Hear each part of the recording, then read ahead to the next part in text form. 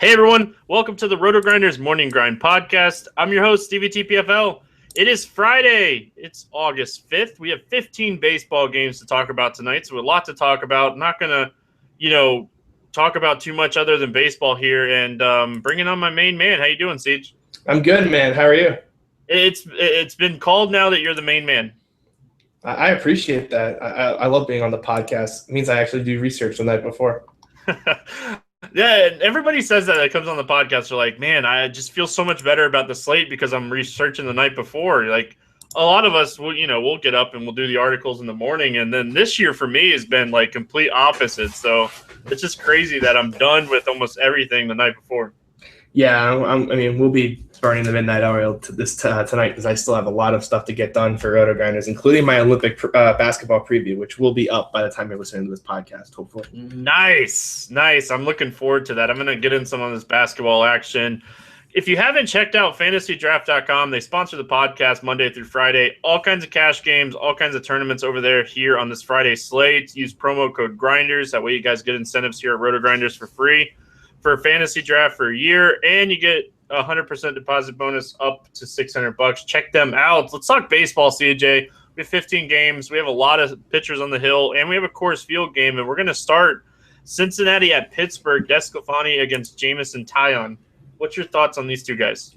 I really think that DeSclafani is an interesting option against the right-handed heavy Pittsburgh lineup. When he struggles, it's to left-handed bats, and Pittsburgh really doesn't have any other than Polanco that really scare you. So I could see playing with DeSclafani, especially on FanDuel where he's 8,100. That's a really fair price. Here's the full jinx. I'm just going to go ahead and get it over with. DeSclafani has 27 innings against righties this season. He's given up 0 home runs. Just so you know, he's going to give up a home run to like Marte or something now. Probably McCutchen, who hasn't played in 3 days because we're giving him a mental break. He'll probably just come back and immediately homer. Yeah, of course. Yeah, but I agree, man. I think he's a really good option. I actually want McCutchen to come back. Like, I'd rather not have Joyce in the lineup and McCutchen in the lineup. I want righties here against DeSclafani. 232 WOBA against righties this season, 26% strikeout rate. I already mentioned he hasn't given up any home runs to righties. I think he's a really good, solid tournament option, and I think he's a solid SP2 on draft and DraftKings here. Yeah, I think he definitely is in cash game consideration. There's definitely some pitchers on draft that have just been priced out of all sort of consideration. So you have a little more limited options than you think. So DeSclafani will definitely be in the mix. Yeah, and we got to mention, this is a good ballpark shift for him. Getting out of the American ballpark, going here to PNC. This is a good ballpark shift for him. What's your thoughts here on Taillon now that, Jay Bruce is out of the lineup? I think that's a lot weaker lineup without, Bruce in there. I don't mind Taillon. He just gives up way too many hits for my taste. Just feels like everyone like 8'8", 6'5", 8'6", just really can't get out of his own way. Just not a guy. I don't like guys that just let the ball just get mashed all over against them. Yeah, it's not like he's putting up massive numbers either. He's given up a inning or a hit per inning, like you mentioned. Strikeout per inning is kind of there as well, but I think that you could play both these guys in a tournament. I'm not against either one, but I definitely like DeSclafani a little bit more than I like Taillon.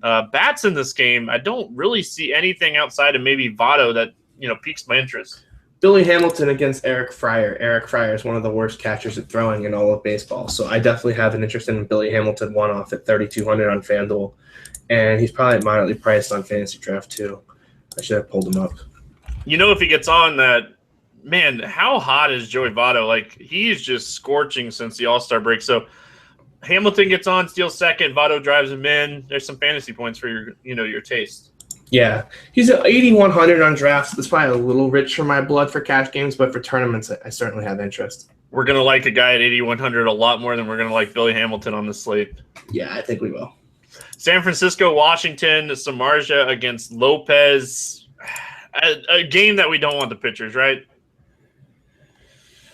Oh, I don't know. I'm really tempted at Lopez at the minimum on draft. He's the dead minimum. I know I keep walking into this trap, but when the guy can strike out 9 for the minimum, I'm just so tempted every time. This isn't a great matchup against the Giants, so it's probably a spot I won't end up on, but I'm really, really tempted. Okay. I can't do it, man. It's the Giants. I'm going to have a couple Giant stacks here. Yeah, I don't mind that. He's really struggled when he's had to get into the stretch. That's kind of where he struggled. And the Giants are certainly a team that can get you to get into the stretch often. It's not like they strike out a ton. They do hit singles and whatnot, which can force you into the stretch. So it's probably not the best matchup for him, but certainly an option if you wanted to go there. And Giant stacks, I mean, the Giants are pretty hot. We wanted to get them on the road, and they didn't let us down. So I certainly wouldn't mind a Giant stack here either. Samar's just broken, right? Like, we can't go there with him right now. We also can't play the Nationals at their prices on fantasy draft. I'll tell you that. Yeah, but it's just a good point to just kind of stay away, right? Yeah, I wouldn't play Jeff Samardzija on this full slate. Did they finally raise Trey Turner? Nope, still 7,600. I'll still play him. Yeah, that's fair. I don't mind that. It's not Depends my favorite. if Posey's behind the plate too, right? Like, he got the day off today. I think he'll be back there. Never mind. Yeah, I mean, I don't mind him. This isn't like the best Trey Turner matchup in the world. Yeah, I think that price. I think we're going to have some options around that price that we're probably going to like more. He is hot, though, so I can understand playing him. I mean, he's just been in Fuego. So if you want to ride it out one more day, I wouldn't blame you. Anybody else from the Washington Nationals?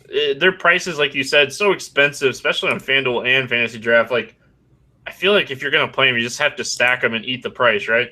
Yeah, that would be the play, but I don't really think you can realistically do that. Daniel Murphy is a one-off on FanDuel, I think, is viable at a weaker second base, but that's really about it. Yeah, a guy that's hitting 358, that kind of makes sense, right? Yeah, you definitely want him. I think he's getting in. He's getting closer to those 60 extra base hits for the season too. So Daniel Murphy's an excellent play. Now I think the Giants are definitely in play.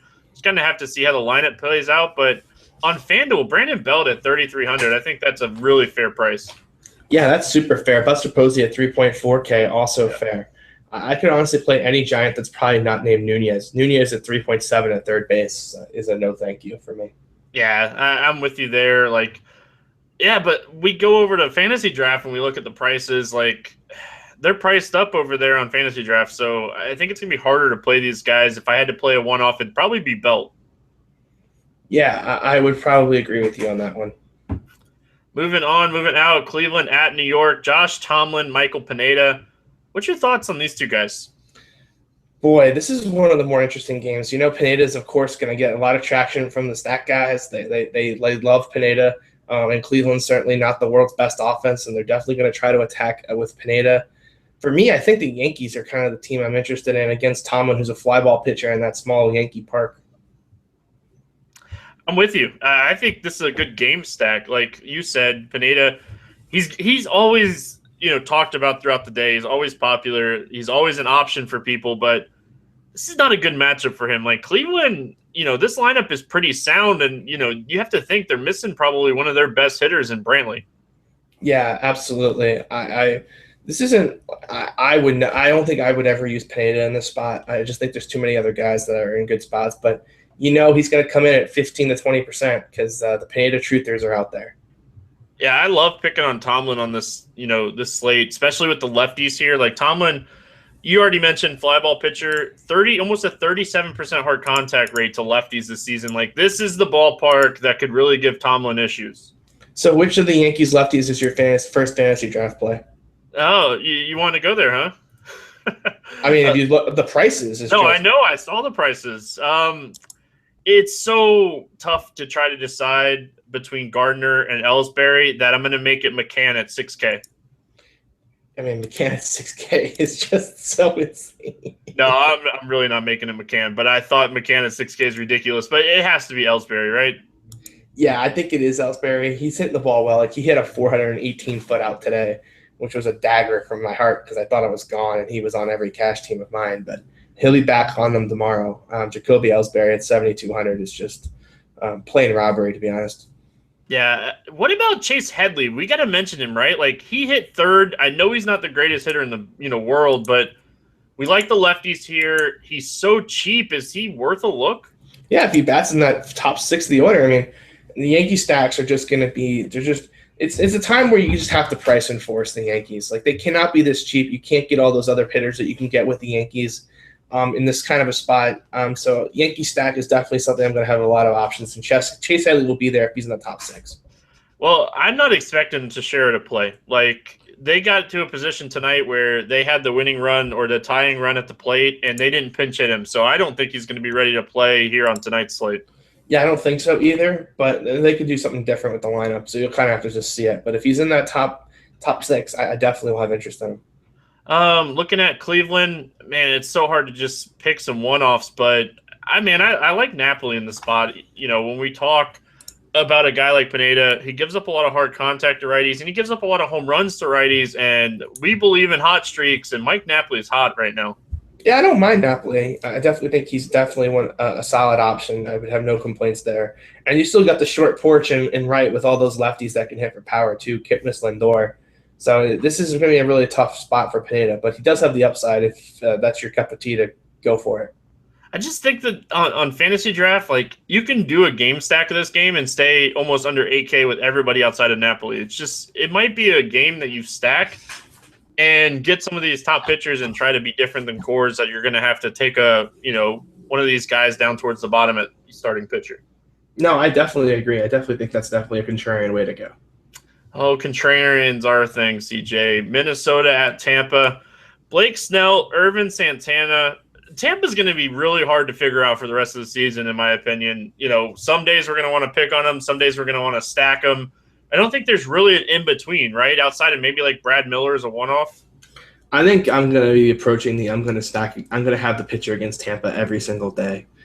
Because there's certainly spots where people are just going to like not like the guy, and it's not saying Tampa won't score runs again. But I just have a feeling that the reputation for this Tampa offense doesn't match really how bad they are. Brad Miller is just white hot right now, and once he slows down, like that offense is really just going to kind of collapse upon itself. So for me, I'm just going to keep rolling these guys out as long as they're like somewhat competent. Rolled out Volquez, that didn't work out. Rolled out Kennedy, worked out great. I'll just keep rolling them out probably every day the rest of the way. Can you do it with Santana though? You said competent. Is Santana one of those guys that you are going to do it here? Yeah, I mean, he's been pitching better of late. I'm not like in love with the idea of using Irvin Santana, and it's not certainly a play I'm going to be like, I'm all in on Irvin Santana. But he's had enough good games this year where I'm going to roster the guy. He's got double digits now in 6 straight starts. He gets a really good spot against Tampa. Sign me up. Now, you know, looking at Blake Snell, he's shown a little bit of this top prospect type, you know, pitcher. He's still young. He has some developing to do. I don't know if this is necessarily the spot that I want to target Minnesota with a lefty. I mean, Minnesota right now is just a complete buzzsaw. They just went in there and made Cleveland look silly in a 4-game series. It's just insane, right? They just didn't stop scoring runs. No, and if Blake Snell misses over the middle of the plate, they might keep going because there are some lefty mashers on this team. Yeah, for sure. All right, let's talk bats. We'll start with the visiting team. Kenny's Vargas, I know you're interested, right? I love Vargas in this spot. All he has to do is make the lineup, which sometimes is the hardest part against left-handers for reasons I don't understand. But if he's in there, he's a great play. So is Dozier. Dude, Dozier's hot too. Like, you want to talk about, you know, guys with upside that are hot. This guy, Brian Dozier, has gotten the second half of the baseball season figured out, and he's El Fuego right now. Yeah, and he's kind of like leading the Twins surge. If I was building a twin stack, I would not have Miguel Sano in it. Is that crazy? I don't think it's crazy at all. Yeah, he's just like, for all those runs the Twins scored, he did like basically nothing. He has to be hurt, right? It's so tough to say because we've seen guys go on such cold streaks this year that weren't hurt. It's just so tough to say, right? Like, McCutcheon's not hurt right now, and he's struggling, and he's one of the best players in baseball. I still can't believe he's not hurt. Like, I still can't believe that McCutcheon's not hurt. I feel like we're going to hear, like, as soon as the Pirates are eliminated, that McCutcheon's going under the knife for something that he's been dealing with all year. Just, he's too good to be hitting the way he is. And the same kind of situation goes with Sano. Like, we still have too much power for him to just be this bad. Well, did you hear, I read it earlier today, that Sano might actually go to AAA. And when Trevor Plouffe would be back, I think Sunday or Monday, and I think they're talking about moving Sano down to AAA. Wow. Maybe it's just to get his head right. Who knows? But all right, let's get back to talking Minnesota here. We mentioned Dozier. We mentioned Kenny's Vargas. What are you doing with Max Kepler here? Lefty-lefty matchup. I'm not playing Max Kepler ever. Ever. I mean, not ever, but certainly not now where he is just like way over-owned and way overpriced. Yeah, I'm not playing him in this matchup at all. Yeah, you can find way better spots than this. Any other bats you want to hear from Minnesota? I'm Eduardo Escobar. He's batting in that 6th spot, and he's just like, okay, he's not a guy that's going to have massive upside, but for 7,200, that's just ridiculous. And my fantasy draft cash play of the day is I just saw the price. Kenneth Vargas at 6,400. That's why I said I was shocked that you didn't like go crazy because he was so cheap. I didn't realize the price. I would have gone completely. Yeah, if he's in the lineup, he is going to be in cash games, and he should be in yours. Yeah, if I was guaranteed he'd be in the lineup, he'd be one of my fantasy draft plays. So if he's in the lineup, play him. And he should be in the lineup. By the way, that's just Paul Molitor that like we can't have that much confidence in. Yeah, for sure. Looking at Tampa, I know you don't like anything, but Kiermaier, if he's in that 2 spot, you have any interest there? Against Kurt Suzuki. Let me pull up the good old stolen base chart. I think Suzuki is terrible at catching runners. Let's stall for half a second here. It's okay. I one of these days I'll remember to actually have this up before we start because I always reference it. It's not just you, it's me too. Yeah, he's dreadful. Last 3 years, 75% stolen base success rate, 85 last year, 76% this year. So yeah, Kiermaier's near that top of the order. I don't mind that. Yeah, 6,900 too. You get some solid value here with Vargas and Kiermaier if they're in the lineup, and I think Dozier at 9,200. That actually could be said that he's value compared to what he's been doing lately. Yeah, absolutely agree. Moving on to the next game, we head to Detroit where the Mets are visiting, and this is talk about a good game for pitching. Noah Syndergaard, Justin Verlander. What's your thoughts here? There's no way I'm paying that price for Justin Verlander. None. On draft, is he really expensive? 26.4. Whoa, what are they thinking over there? That means he's really high on DraftKings too. He's 13.8 on DraftKings or 13.6. You're not playing it with that price. No. Why would I play him anyway? No. I'm not gonna If he was the Syndergaard price, you could play him. Yeah, if they were flip-flop prices, you definitely would have some interest. But man, that price is crazy, right? Takes him completely out of play. Does that? I don't even know if that makes him like we talk about paying up to be contrarian. Does that even make him play up to be contrarian? Like, no, it's too far on a slate with Coors. You can't go there. FanDuel 9,900. I guess we'd have interest there, right? Yeah, that like you could roster him as a tournament option over there for sure. Got to mention Cespedes DL. That kind of happened after the podcast yesterday, so I wanted to mention that. Jay Bruce, first home run in the Mets uniform. What's your thoughts here on the Mets bats? I don't know. I kind of want to be interested, but I just think on a full slate, I'm just going to end up in a different spot. Like, there's certainly value in playing the Mets lefties. They kind of seem to kind of put it together in New York a little bit. They looked a little more competent. I certainly don't mind using Neil Walker as a one-off at second base if he's in that second spot, but I really don't see myself pulling the trigger on the Mets lefties, but they're certainly all in play. Granderson, Bruce, et cetera, et cetera. Yeah, I can get behind there. Neil Walker on FanDuel, where you have to play a second baseman, I think he's definitely in play over there. And on draft at 6K, like I think Neil Walker is in play there as well. Yeah, absolutely. Yeah, I definitely love that price on FanDuel. And second base is just kind of a position that where it's loaded at the top, but it kind of gets ugly really fast. Like if you're not paying that top dollar, you start having to start getting really cute with second base pretty quickly. Now, I know it's Syndergaard, but man, some of these Tiger bats are hot, and Miguel Cabrera is one of those guys. Oh, boy, I get it. And I know Big T is going to be yapping at me tomorrow all day to play Miggy because Miggy's hot. When Miggy gets hot, he gets hot. And he's got 2, 4, 6 home runs in his last 8. Yeah. So that is just certainly a spot you would just love to attack him. But I just don't know if I'm going to be able to pull the trigger. There's a couple of first basemen I think are going to go on their own that I'm just in love with. But certainly if you love Miggy, play him. He's certainly not a bad player, right? Like, oh, no. Definitely not. Definitely not saying that. Yeah, 3,500 on FanDuel for Miggy. I think he's actually, even against Syndergaard, going to be popular just because of the way he's swinging the bat. I don't know about that. I think once we get later on, you're going to kind of see the first base is kind of sneaky deep tonight. We talk about, earlier this week, we talked about Trout Week. It seems like it's Miggy month again. Oh, Miggy month. Miggy month's a fun time. You know what always happens during Miggy month? I never own enough Miggy. So 2 years in a row during Miggy month, I've been late to the party. Disclaimer mentioned there. Any other Tiger bats that you like here against Syndergaard? No, not really. If Maben was playing, I'd have interest because I don't think he's going to play with his thumb injury. But Syndergaard, those steals, Maben could definitely pick a bag or two if he got on base. But he's not going to play. That kind of makes Kinsler an interesting one-off, doesn't it? Maybe. I was just thinking that too. Second base is weak tonight. Like, there's like maybe 4 or 5 options at second base that I'm actually comfortable with. Yeah, but there's also like another 6 or 7 that like I could talk myself into playing. Like there's 3 or 4 guys that I think are like core plays, and then there's another 5 or 6 that like if I talk myself into, I could totally go. Kinsler's is one of those guys. He's got 10 steals on the season. Noah can't hold on guys, and he's got home run pop. 3.5K, a little expensive. We'll go a little underowned. I don't mind him as a one-off, to be honest.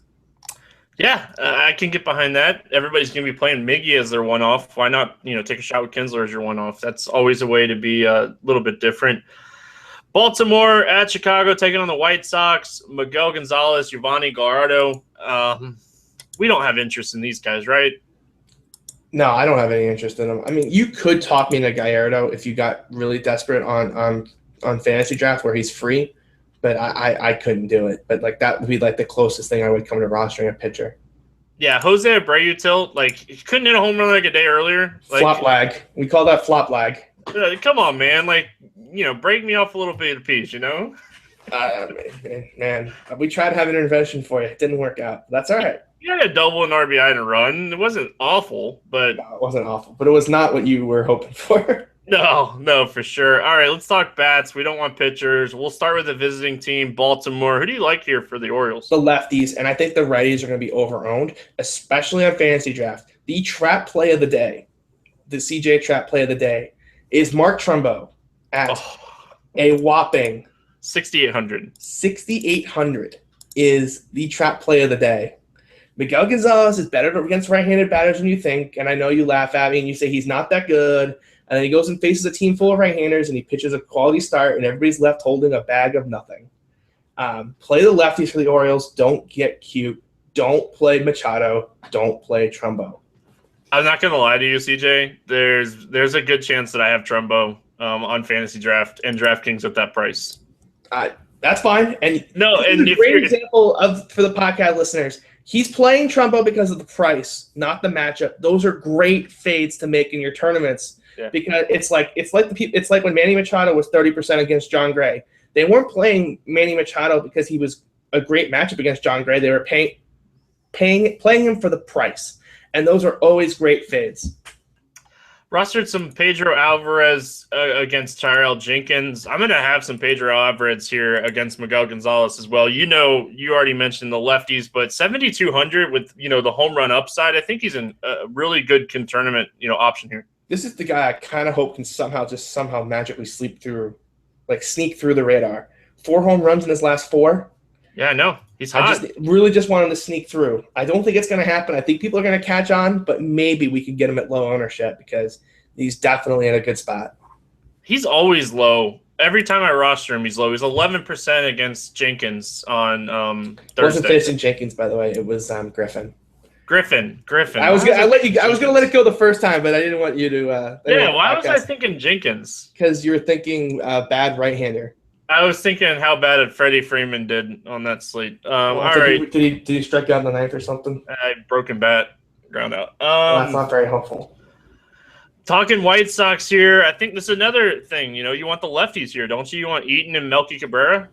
Yeah, absolutely. Avisail Garcia has been crushing the ball now for a while. His batted ball prowess it's been nuts for a month, and they're finally starting to turn into home runs. I would absolutely include him on any White Sox stack, and he's even a one-off consideration for me if you need a punt type guy. It's a good call, man. For people that are driving to work right now or listening to the podcast, just trying to catch up on research, they don't have time to do that advanced research. So great call there, CJ. I like Melky Cabrera a lot on Fantasy Draft. 7,200. I almost put him down as a fantasy draft play, but I definitely think he is really solid here at that price tag. I completely agree. You're never going to get me to argue about Melky or Adam Eaton. When I get those DK emails, Adam Eaton is always on the list. You have an Adam Eaton problem, huh? I do have an Adam Eaton problem. I have a Jock Peterson problem. It's okay. Texas at Houston, Dallas Keuchel, Martin Perez, two lefties that just don't get hit very hard, right? This is I could see so many game stacks going to die here that are fading fours. I mean, I think our mutual hatred of stacking against Martin Perez is well known, and it's certainly not going to happen today against Houston, who is just not as good against left-handers as people think. Now, part of that is because they continue to bat Alex Bregman second for reasons that I don't understand. I have the power to reverse to jinx players. Alex Bregman is immune. Like, even he couldn't get a hit today when I jinxed him.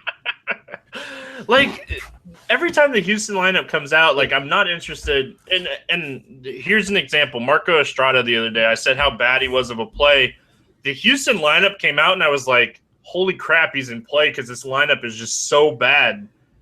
And that seems like it's how it's been for, like, the last week. Outside of Altuve, Springer, and Correa, this lineup has just been so weak. Like, it gets so much weaker that Vabena is on the DL, right? And Marvin Gonzalez, like, suddenly it just, like, you start throwing guys like Tyler White in there and Jake Marisnick, and suddenly it gets weak in a hurry. Yeah. I'm not saying play Perez. Obviously, that's not what I'm saying here. Like, there's probably a shot that, you know, he might give you double-digit points, but he doesn't get rocked and he doesn't strike people out, so he's not a fantasy option, but I just don't stack against him. Nope. Isn't it fun just watching Twitter tilt sometimes? Like, when you just are like never we're gonna stack the team, and you're just like, why is this guy doing so bad? And you're just like, because he always has to give up ground balls. What do you mean? And Houston too has a lot of slow runners too. I should note. Yeah. White, Gaddis. So, like, those double play balls are definitely going to be there for Houston tomorrow. Texas got better against lefties. They added Lucroy. Carlos Beltran is just absolutely destroying left-handed pitching this season. I don't think we can go Keuchel here either, can we? No. The question is, do we play the Texas bats? I think that's kind of the question. I thought they were going to be 15% on this slate. They ended up at 10.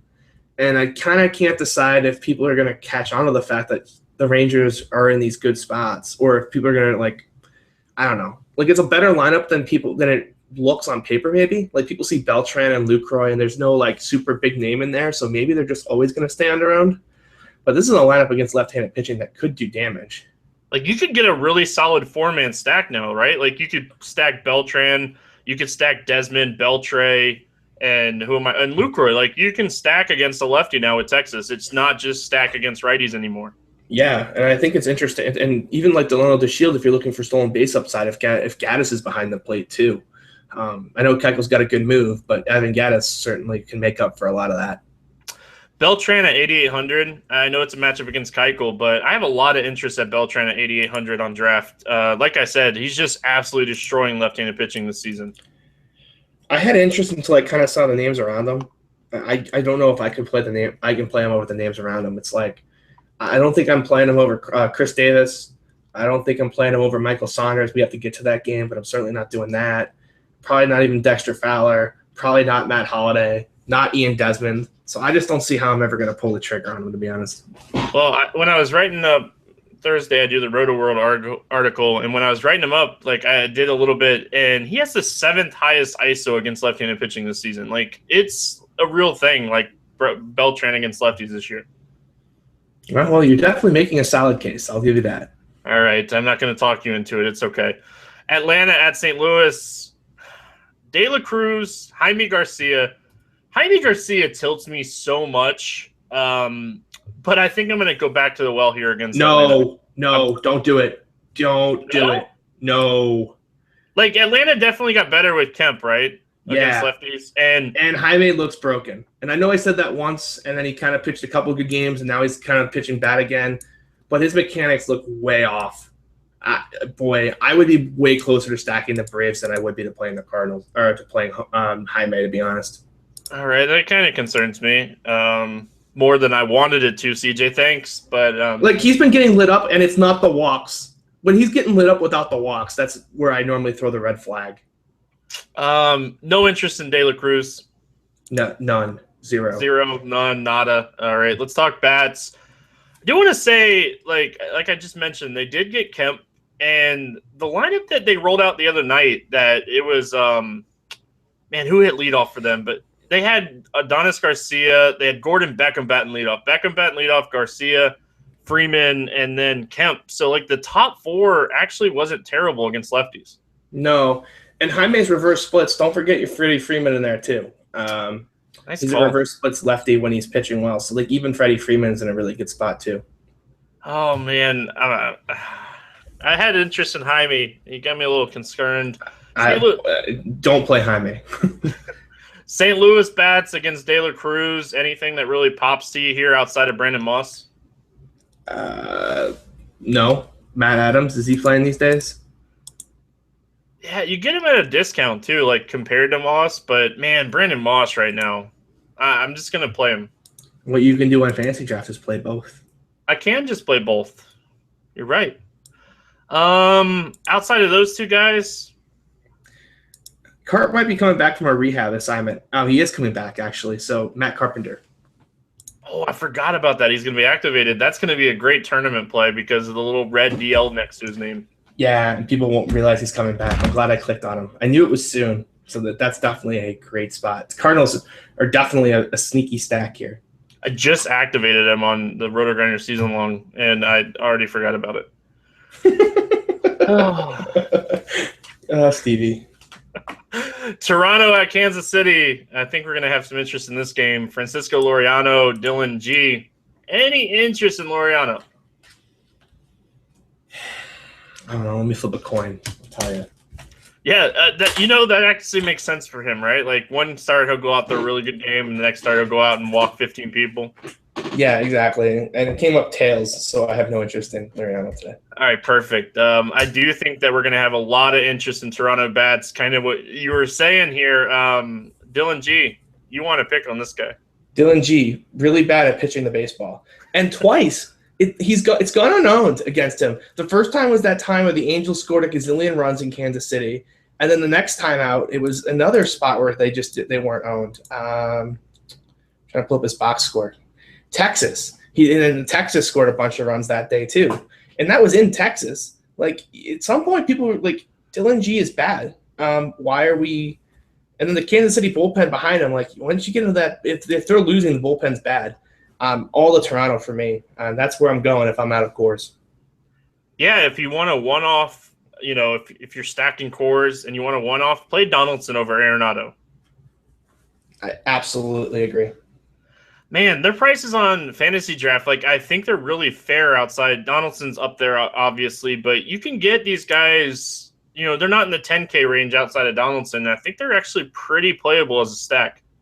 Yeah, I definitely think they're pretty playable. I love the stack. It's going to be one of my highest owned teams on the board tomorrow. Got to look at Travis, too, right? Like, he's cash game playable if he continues to hit leadoff. I'm not paying that price in cash, but FanDuel, $2,700. My bad. Oh, well, yeah, that price I can pay. Yeah. Fantasy draft, you don't play second basemen in cash games. No, you don't. Not when they're 8,200. Yeah. Royals here. Any interest in the Royals? No. Can't even talk into Lorenzo Cain against the lefty? I mean, I guess you could.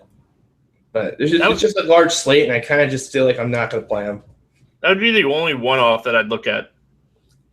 Sal Perez against the lefty. Always going to have interest in him as a one-off against the lefty. Oh, let's talk about it, CJ. Miami at Colorado, Jorge De La Rosa, David Phelps. Jorge De La Rosa, not as bad as everybody thinks he is. And David Phelps coming out of the bullpen to make a start. We don't think he's going to be too stretched out here.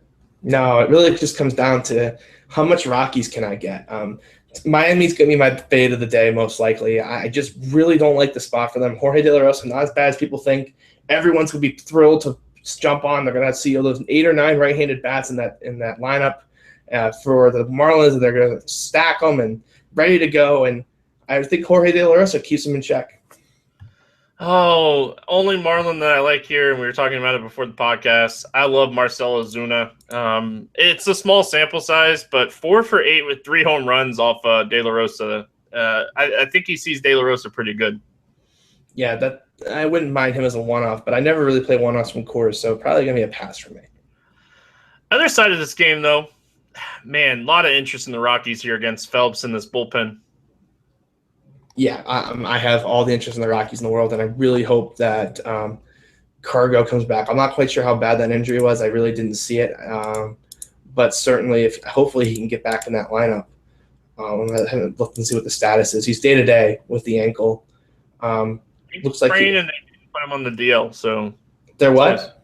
I said it's an ankle sprain, and they didn't put him on the DL, so that's always a good sign. Yeah, that's for sure. And Parra should be back any day now, right? Yeah, I don't remember what I know it was like the middle of July that they were talking about him going on rehab. I know. So, yeah, he should be back, but I'm breaking my rule, CJ. I don't ever give out guys over 8K, but David Dahl at 8,100, play him in cash games. Yeah, absolutely. You know, the funny thing is I haven't seen an update anywhere in the world on him since that July 24th update. Pretty weird. Oh, we don't have to spend a lot of time here. Play the Rockies. Yeah, absolutely. I found an update. He was sent on August 1st for a rehab, so he could be back. And Descalso hurt himself, so if he's back and they'll have to play one of those guys at first, they could probably throw Parra at first, I would guess. That'd be one nasty Rockies lineup. Cargo with the sprained ankle. Hey, play first base. Take your time getting back. Yeah, that would work too. Just go out there and hit home runs. Don't run hard. Brewers, Diamondbacks. Next game here on the slate. Brewers, Diamondbacks. Chase Anderson, Brandon Shipley. You want to talk about a game to pivot off of Coors in Toronto? Like this game. Yeah, this is number 3 and 4 in terms of stacks, and they might move higher. Revenge game for Chase Anderson back in Arizona, but the Arizona Diamondback is the Arizona lineup is pretty much, if I could build a lineup that Chase Anderson would be terrible against, I would probably build the Arizona lineup. Guy reverse splits, struggles against righties, and there's a lot of righties with power on that team for the Diamondbacks, and they're playing in a really good park for right-handed power. So, yeah, no, not a very good spot for Mr. Chase Anderson today. Paul Goldschmidt on Fantasy Draft, 9,300. Seems a little cheap. I'm waiting for the next sentence. David Peralta, 7,500. Okay, well, that wasn't the next sentence I was thinking, but that's a good sentence. I would play Goldie in cash games. Yeah, I don't think I had to say that, right? Well, you have 3. Oh, it's right. You never recommend anyone above 8K. Well, David Dahl was $100 more. Yeah, I forgot about that stupid rule, but like Goldie's normally like a 10K player on draft, and he's not, and the matchup's pure gold. What about Yasmani Tomas? You want to talk I'm hot gonna streaks? have lots of Yasmani Tomas. And he hits so far down the lineup, like people just look at him like, oh, Tomas, he's hitting 7th. I can't play this guy. And I'm like, yes, Tomas is hitting 7th. He's going to be 5% owned. Yeah, and he's had 2 home runs in his last 2, and he gets another good spot today. And don't ever sleep on Gene Segura. This is a good matchup for him. Lucroy's gone, so like Maldonado's probably going to be catching. And I don't remember if he was good or bad with the arm, but he's a backup catcher. I think. Yeah. I have it right here. He is 70% around in his career. So here's my question about Gene Segura. Can you play him on Fantasy Draft as part of your Diamondback stack? With Maldonado back there, I don't know, because he's just so expensive. Like, I'm all for like playing. He's more than Jake Lamb and Goldschmidt. I don't think I could. I think I would go with the 4-man stack, probably Lamb, Goldschmidt, Tomas, and Peralta.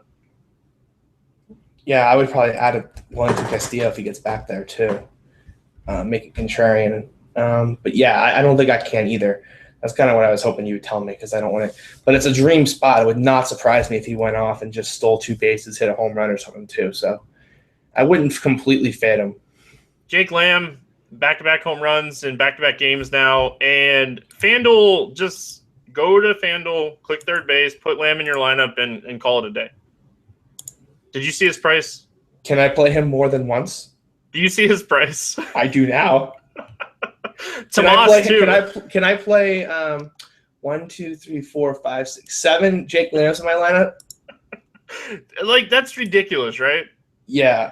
Oh my, Tomas is free, and No, Peralta is free, and Goldie is somewhat expensive, but I don't care. Everybody else is free. Ooh, this is starting to look to be like a really nice team here. Yeah, you It's got the makings. You can build a really nice team. Looking at the Milwaukee Bats here against Shipley, I know Scooter didn't get a hit in his last game, but he was swinging a hot bat, or he got hits in his last game, but I'm confusing myself. But yes, Scooter Gennett is really in play here. This is a great game stack. It even kind of fits. You can play Scooter, VR. Like you talk about that four-man we talked about. You play Scooter, VR, and Braun, and you kind of find a catcher. You got yourself a makings of a good tournament team. Chris Carter, too. Like, if you want to be really different and play Chris Carter over Goldschmidt in your stack. Yeah, fade Gold in your stack and throw in Castillo and do a 4u4. You can totally do that, too. Because when we look at Shipley, like, it's small sample sizes, but he's really struggled with righties and lefties. Like, he hasn't been good at all. So, Chris Carter, this is a type of game where Chris Carter could excel in. Didn't Shipley pitch against the Brewers, or am I hallucinating? He might have. I feel like we already saw this match. Yeah, 725. Yeah, 5 1/3, 5 or 8 hits. Yeah, and give up 5 runs. So a lot of runs. That's a lot of runs, and a lot of runs are good for fantasy points. Oh, got to pull up the VVP, 1 game sample size, right? Yeah, I mean, I'm sure it's lovely, right? I'm getting there. VR home run, Maldonado home run, Scooter Gennett home run. Oh, don't tell that to Tony. He'll play Maldonado any excuse he's got. I'll tell him there's BVP there. He might go all in. Oh man, yeah, everybody got a hit against him except for Perez. Oh boy, and he's in Fuego right now too. Yeah, so yeah, good game stack. We covered this game, stacked this game. Cubs at Oakland, John Lester, Dylan Overton. Is Lester the safest play on the board tonight? I know you don't like the strikeouts in Oakland, but guy that could really pitch deep. It's more Coco Crisp, Jed Lowry. That's my problem. Even Semien. Well, you got to mention Danny Valencia too if you're going to go that far. Well, speed. He can't hold on runners. Ah, yes. I didn't even think about that. So Coco, Lowry, Semien, and then you've got Valencia, and you got Chris Davis who got thrown out today. I'm sure he's going to come back with a vengeance tomorrow. He wasn't happy. I mean, rightly so, by the way. That pitch was way out there. I would have gotten tossed too. I don't blame him. It was like, it's always like the second or third time they get a terrible call that they get tossed. But I got too much danger in the A's lineup against lefties. Against righties, if this were like a Jake Arrieta, I'd probably agree with you. But against lefties, I think there's just a little too much upside in the Oakland A's to call him the safest pitcher on the board. Well, the reason that I say safe, like, he should get a massive amount of run support here against Dylan Overton.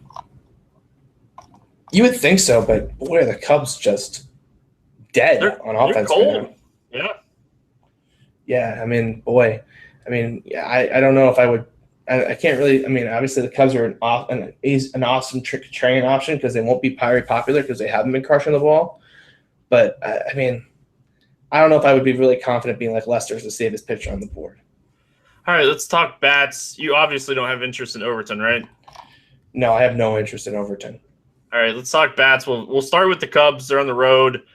Contreras, like, his price is really – it stood out to me a lot when I was looking at, just across the industry, like, sites that you have to play catchers, obviously, but, fantasy draft, we always mention if you want to be different in tournaments, play a catcher.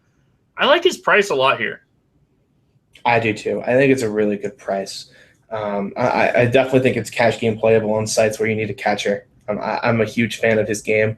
I mean, and his left-handed stats are insane. His soft contact rate last time I looked, and maybe he's had a couple more at bats, and maybe it's a little higher now, but he was like 12% soft contact, which is just incredible. That's a good thing. It's a very good thing. That's what we like to see. Oh, man, Chris Bryant's so tricky to figure out against lefties. Dexter Fowler and Ben Zobrist both hit lefties really well, though. Yeah, it's an option. I would stack this. If I'm playing the Cubs, it's a stack. You're just getting yourself off course and just trying to hope that Overton gets rocked and you get into that bad A's bullpen. That's kind of what you're looking for there. Can I make a crazy hot take? If you're going to stack the Cubs, stack it with Rizzo instead of Bryant.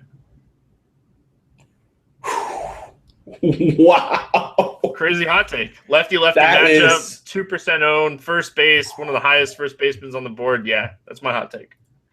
Wow. Wow. Mind blown. That is, my mind is blown right now. I never would have even considered that, just given the number of low-owned first basemen on the board. Wow. 4,600. Can't even say I hate it either. 4,600 on FanDuel. Rizzo's 3% owned against the lefty. If that, right? Yeah, if he gets rocks, then he'll get right-handed bullpen arms. So, it's a good call by you, Stevie. All right. Yes. I get one of these a week, and I'm glad I made it on Friday so I can kind of savor it into the weekend. Oakland bats, you mentioned the speed. Is this something you might take advantage of here against Leicester? I'm going to think about it. I'm not sure if I'm going to go there, but I'm certainly thinking about it. You wouldn't stack him, though, would you? You just play him on one-offs and hope that's the guy that gets on and steals a couple bases? I might stack them. I can't stack. I can't. Against Leicester? Why can't we stack against John Lester exactly? Because I don't feel like there's enough upside in the lineup to stack it. It's not like Lester's a bad pitcher, obviously. No, but a couple stolen bases from the top of the order, that'll get you, and then a couple home runs, 10, 16, 16, not going to get it done for you? It's a revenge game, too. Oh, come on. He's not vengeful. Got him out of Boston. Thank you sent me out of Oakland. Thank you that I was traded to Oakland so the Red Sox didn't give me a qualifying offer and I made all this money. I'm so vengeful. Oh, would love to see him in a Red Sox uniform. All right, so if you're stacking, Chris Davis, Valencia, Crisp, and Lowry. LA Angels at Seattle Mariners, Felix Hernandez, Tim Lincecum. My favorite sneaky stack of the night, the Seattle Mariners are going to pummel Tim Lincecum tonight. My sneaky stack is in this game, but it's on the other side. It is the Los Angeles Angels of Anaheim. All right, let's talk. I'm not really interested in Felix either. No. I need to see, the game against the Cubs, the walks were the thing, right? He had the strikeouts. That means he was probably pitching more for strikeouts, but 2 hits is solid, 5 innings pitched, but 5 walks. I need to see that number. I need to see a complete game, a full game out of Felix. Not a complete game as far as 9 innings, but I need to see the 7-inning game where he only gives up a few hits, strikes out the big number, and has that quality game. I'm kind of just throwing that Cubs stat game out there. It was such a really bad game. The Cubs were so cold at that point. Wade Miley even shut them down. So, that could just been a fluke of just the Cubs being awful and not even him throwing the ball well. And the Angels are hitting the ball well. Mike Trout, if you're a BVP guy and don't play Mike Trout, hand in your membership card at the door. You have to play Mike Trout if you're a BVP believer. He was out of the lineup Thursday. He came in, pinch hit, got a couple at bats. He'll be back in the lineup here. Yeah, and he owns Felix Hernandez. Elf owns him. Love it. Outside of Trout, where are we going with our Angel stack that you like here? And if you say Choi, I'm going to disconnect this podcast. If I say who I would stack with him? Yeah, you're not stacking Choi here, right? No, I can't. Marte has been mashing the ball. That would be the guy. The guy I picked over Choi tonight, and the guy I will pick over Choi again tomorrow. There's going to be so many people that chase that double home run game because he's 2,200 on FanDuel. Yeah. What do you think? 9% owned? Yeah, I'm thinking he's at least double his ownership from tonight, which was around 3. Yeah, I agree. And the slate's bigger too, which just shows you how Marte has just been hitting the ball a ton lately. Another one of those guys with batted ball profiles where Jeff was the first one to get me on this, and you just knew it was going to regress towards the positive at some point, and it finally has. Oh, let's pick on Tim Lincecum. I feel like that's a real thing here, and I think you can do it with everybody, right? Yes, that's how you normally would attack a guy like Tim Lincecum. You would go ahead and play everybody against him, and I think that's a good spot. Agree. And Drew Pomeranz, why are you giving up home runs to Sean O'Malley? Looking at fantasy draft, I'm not going to break the rule again, but Nelson Cruz at 8,400, that seems criminally low for this matchup against Lincecum. Yeah, that's definitely a good call. I could see that. You know who I like as a tournament kind of maybe even a one-off if you're not going to stack Seattle? Adam Lind at 7,200 on draft, and I think he's cheap on FanDuel too. Yeah, I don't mind that. That's definitely a really good call. Oh, our Red Sox facing on the Dodgers. Stephen Wright, Scott Kazmir. Are both of these pitchers in play? I love Stephen Wright today. This is the get right spot for Stephen Wright. Hannigan's going back behind the plate for him. It's a good pitcher's park. It's a team coming out of Coors. We know the teams can kind of struggle the first day coming back from Coors, and it's a knuckleball to be fluttering all over the place. This is the Stephen Wright get right game. I'm going to be heavily invested in Stephen Wright tonight. And it's going to be in the low 70s in this game. That's like knuckleball, yes. Yeah, and that Dodger Stadium and the Marine Layer happens to be there. Like all the check marks for the knuckleballer could be there. Maybe the wind will even be blowing out. The wind is blowing out, CJ. Oh.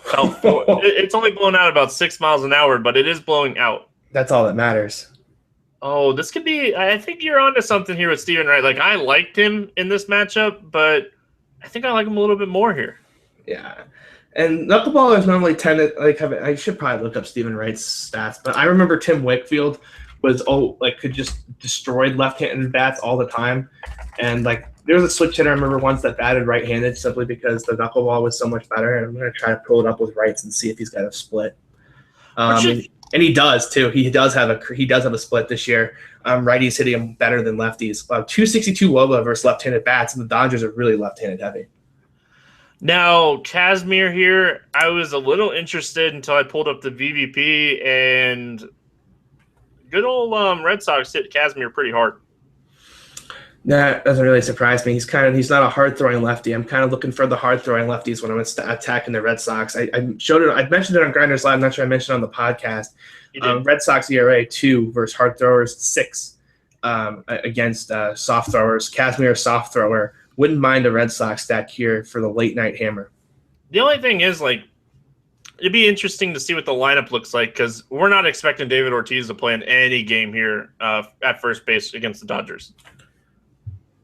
Unless Hanley can't play, what are we going to do? Play Travis Shaw? They've already said that he's not expected to play first base at any of the games. What's the plan for if we make the World Series exactly?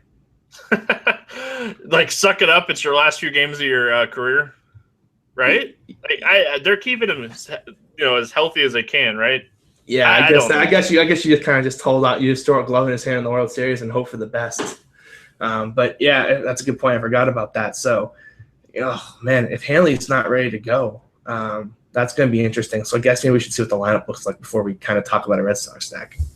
Yeah, if Jackie Bradley Jr. moves into that, 4 spot, which he does sometimes if, Hanley's not in the lineup and Ortiz is out too, he hits left-handed pitching really well. Do you see the lineup they rolled out there today? They could kind of roll a version of that. They could go Mookie, Brents, Bogarts, Pedroia. They could go that way. Give Brents the promotion.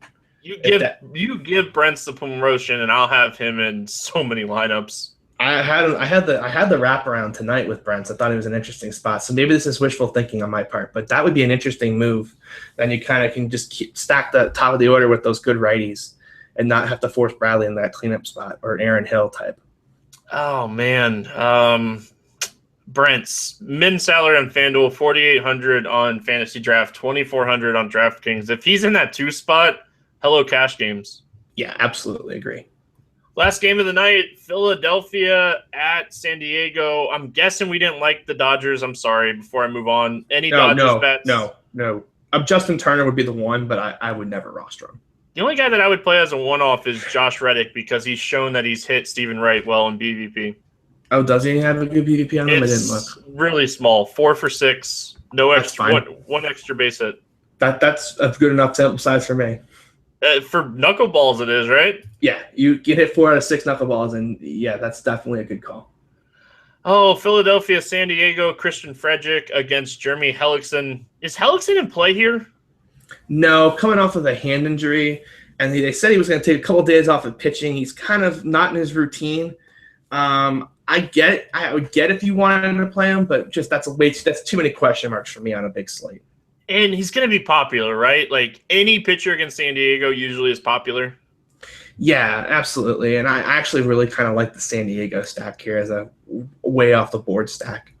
Yeah, we'll talk about that in a minute. Frederick, any interest? We like lefties against Philadelphia. No. I mean, maybe I don't target soft throwing lefties against Philly. It's more the Madison Bumgarner types that I would have interest in. Oh, we saw how that worked out for us. That was the best fate of the week. Got lucky there. Whew. Frederick 10-2 on fantasy draft, cheap on DraftKings. Like, man, if I'm making a core stack and he fits, maybe. I wouldn't go there. All right, let's talk bats. We'll start with Philadelphia against Frederick. Gotta like this kid, Athier, right? Athier, Tommy Joseph, Ruiz, or whatever the other catcher's name is. I can't think of. Rupp. If he's in there, all the interest in the world. And Tyler Goodell. Tony would not let me let it down if I didn't mention Tyler Goodell if he gets in there against a lefty. Cameron Rupp, in his last 3 games, 6 for 15 with 2 home runs. That's good. Yeah, I like that. Yeah, we love catchers that hit home runs. Those are good. That's very good. I think that okay. So if you're wanting to take a cheap first baseman, don't take Choi. Take Tommy Joseph. Yeah, exactly. Please don't play. There's 2 guys that I really don't want to see anyone play tomorrow. Don't play Choi and don't play James Loney. Oh, my third and final fantasy draft play comes from San Diego. And I think you already know who it is, but I'm going to say it anyway. I'm going to play Alex Dickerson in this spot. 6,400, and he should bat in the cleanup spot. Like, give me Dickerson here. Dickerson, Schimpf, Solarte, Jankowski, all great left-handed bats. All going to be in the top 5 of that lineup. Hard to not consider that stack against Hellickson. And you gotta remember, like, with them trading Kemp, it's just opened up more better at bats for some of these other guys, and they're taking advantage of it so far. Yeah, I really think it's a good spot for the Padres. I mean, the bottom of the order is going to look pretty ugly, so you're really going to have to kind of stick to that core, Will Myers and the lefties. But, Hellickson, again, is a guy that struggles against right-handed power. Sneaky good Will Myers spot. Will Myers has good BVP, as you might expect, and he will be 2%, 3% owned. And Hellickson, again, like he didn't get his normal in-stop routine done. Didn't throw for a couple days because of the hand. Could be rusty, could just not be the normal routine. You know how pitchers are with their routines. Like, this is a sneaky spot. Yeah, pitch routine is so important when you pitch. So, yeah, from experience, yes.